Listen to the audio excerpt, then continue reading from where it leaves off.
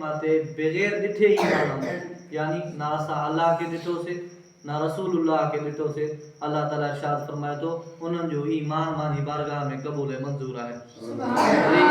अॻिते अल्लाह ताला सूरह बक़रा में इरशाद फरमाए थो हज़रत मूसा अलैहिस्सलातु वस्सलाम ने क़ौम आई, उन्हनि जो को क़त्ल थी वियो हुयो, पर अर्ज़ कई अल्लाह जा नबी असांजो फ़ैसिलो कर। त अल्लाह जे नबी इहो फ़ैसिलो कयो। हज़रत मूसा अलैहिस्सलाम चयो तव्हां वञो हिकिड़ी ॻऊं खे ज़िबा कयो, उन जे गोश्त जो हिकिड़ो टुकड़ो उन मैयत खे हणो, अल्लाह जे हुकुम सां उहा मैयत ज़िंदा थी वेंदी। जॾहिं उहे विया उन्हनि जेको आहे मुख़्तलिफ़ उन्हनि सवाल कया, ॻऊं कहिड़ी हुजे, कहिड़े रंग जी हुजे, कहिड़े नसुल जी हुजे, जेतिरो सवाल कंदा विया अल्लाह ताला उन जे लाइ एतिरी मुश्किलात पैदा कंदो वियो। त इन मूं इहा ॻाल्हि मालूम थी जेको अल्लाह ताला असांखे हुकुम कयो आहे असां अखियूं बंदि करे मुहम्मद मुस्तफ़ा जे चए खे असां सचो चई छॾूं। उन खां पोइ अल्लाह ताला वरी हज़रत इब्राहिम अलैहिस्सलातु वस्सलाम जो किस्सो बयानु फरमायो आहे। त हज़रत इब्राहिम अल्लाह ताला खे अर्ज़ कई ए अल्लाह कैफ़ा आरनी तुहिल मौता, ए मुंहिंजा अल्लाह तूं मुर्दा कीअं ज़िंदा कंदे? त अल्लाह ताला चयो छा तोखे ईमान नाहे मां मुर्दा ज़िंदा कंदुमि? अल्लाह ताला चयो छा तोखे ईमान नाहे? हज़रत इब्राहिम चयो मूंखे त ईमान आहे, लेकिन मुंहिंजी दिलि पुख़्ता थी वञे ताकी तूं कीअं जेको आहे माण्हुनि खे ज़िंदा कंदे।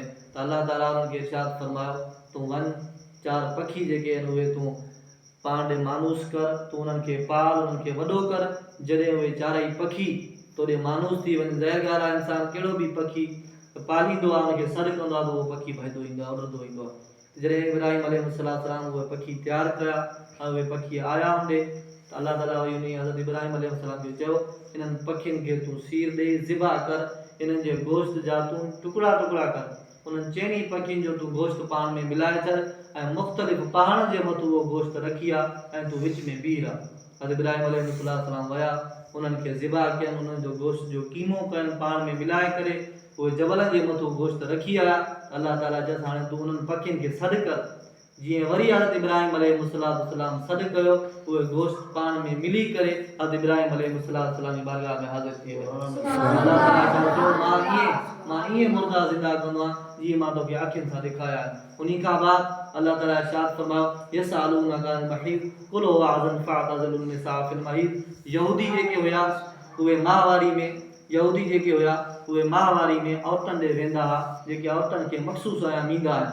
त हज़रत मुहम्मद मुस्तफ़ा अहमद मुश्तबा सल्लल्लाहु अलैहि वसल्लम में बि यहूदी आया त छा तव्हांजे दीन में इहो जाइज़ आहे या नाजाइज़ आहे? यसअलूनका अनिल महीद। त अल्लाह ताला पंहिंजे नबी खे इरशाद फरमायो कुल हुवा अज़न फ़अतज़िलुन निसा फ़िल महीद। इहा नापाकी आहे, तव्हां रसूलुल्लाह सल्लल्लाहु अलैहि वसल्लम पंहिंजे उम्मतनि खे बि मना कयो, इहा नापाकी आहे, इन हालत में कोई बि पंहिंजी घरवारी ॾे न वञे। छो इहे मख़सूस अयाम नापाकी जा आयाम आहिनि, जेको बि पंहिंजी औरत ॾे इन हालत में वेंदो उहो गुनाहगार आहे, इन आयत जी ख़िलाफ़ वर्ज़ी करे थो। उन खां पोइ अगरि कंहिंजो मुड़ुसु मरी वञे थो अल्लाह ताला उन जी बि जेको आहे हुदूद क़ुयूद मुक़ररु फरमाई आहे त उहा औरत 4 महीना 10 ॾींहं उहा पंहिंजे घर में वेहे, उहा उन मुड़ुस जे घर में इद्दत गुज़ारे।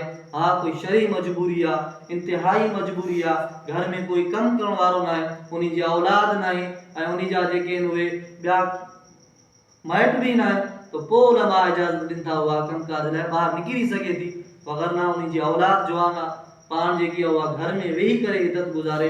अगरि हिकिड़ो क़दम बि घर खां ॿाहिरि रखंदी इद्दत जी हालत में उन जे मथां अल्लाह जी बि लानत आहे, फ़रिश्तनि जी बि लानत आहे, त मुहम्मद मुस्तफ़ा जी उन जे मथां लानत आहे।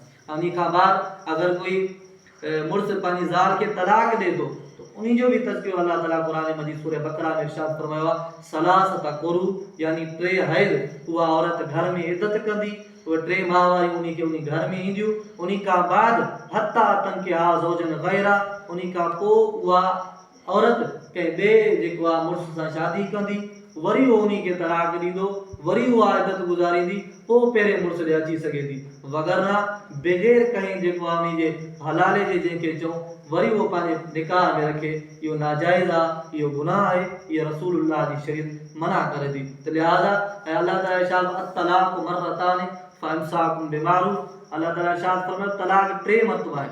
मिसाल जो तौरु ज़ाल मुड़ुस पाण में विढ़ी पिया ऐं तलाक जो तज़किरो हले थो, ज़ाल चए थी मूंखे तलाक ॾे ऐं मुड़ुस चयो ठीकु आहे। सिर्फ़ु ईअं ई चई ठीकु आहे त तलाक वाक़ई थी वेंदी, छो मुड़ुस जी रज़ामंदी आहे। असां में इहो ग़लति मशहूरु आहे त साईं मां कावड़ में हुयुमि, मां कावड़ में तलाक ॾिनी आहे। रसूलुल्लाह सल्लल्लाहु अलैहि वसल्लम फरमायो आहे मुंहिंजी शरीयत में 3 चीज़ां अहिड़ियूं आहिनि, चाहे उहे मज़ाक में कयूं वञनि या सीरियस में कयूं वञनि, उहे वाक़ई थी वेंदियूं। हिकिड़ी कसम आहे, चाहे कसम मज़ाक में बि माण्हू खणे उहा वाक़ई थी वेंदी आहे। ॿियो निकाह, अगरि कोई ॿ शायदि मौजूदु आहिनि, घोट कुंवार बि वेठा आहिनि, उन्हनि मज़ाक में निकाह कयो, उहो निकाह बि मुनाक़िद थी वेंदो आहे। ऐं 3 हुज़ूर फरमायो तलाक। ज़ाहिर ॻाल्हि आहे कोई पंहिंजी ज़ात खे खिलंदे बाकुर पाईंदे कॾहिं बि तलाक न आहे ॾींदो। घरू अणबत थींदी आहे, घर में जॾहिं इख़्तिलाफ़ थींदो आहे पोइ तलाक ॾींदो आहे, चाहे उहा औरत पेट वारी हुजे या उहा औरत माहवारी या या में हुजे, चाहे उहा औरत कहिड़ी बि हालत में हुजे, अगरि मुड़ुस उन खे तलाक ॾिनी त तलाक फिलफोर वाक़ई थी वेंदी आहे ऐं उन जो को बि तालुक़ु न आहे त मां कावड़ में हुयुमि, मां दिमाग़ कमु न पियो करे। त ज़ाहिर ॻाल्हि आहे तुंहिंजो दिमाग़ जॾहिं कमु न पियो करे तूं उन खे कुटे बि सघे पियो, तूं उन खे मारे बि सघे पियो, तूं उन खे ॿिया हाली चवंदा फ़िलहालु तूं मुंहिंजे घर मां निकिरी वञ। लिहाज़ा इन ॻाल्हि में कुझु कावड़ जी हालत में तलाक जे मामले में चुप थी वञूं बहितर आहे। छो रसूलुल्लाह सल्लल्लाहु अलैहि वसल्लम फरमायो इहे जोड़ा अल्लाह ताला पैदा कया आहिनि ऐं इन्हनि खे तव्हांजे हलाइण में अल्लाह जी बि रज़ामंदी आहे त मोहम्मद मुस्तफ़ा जी बि रज़ामंदी आहे। इन खां पोइ आख़िर में अल्लाह ताला इरशाद फरमायो सूरह आल इमरान में ज़ुय्यिना लिन्नास हुब्बु शहवात।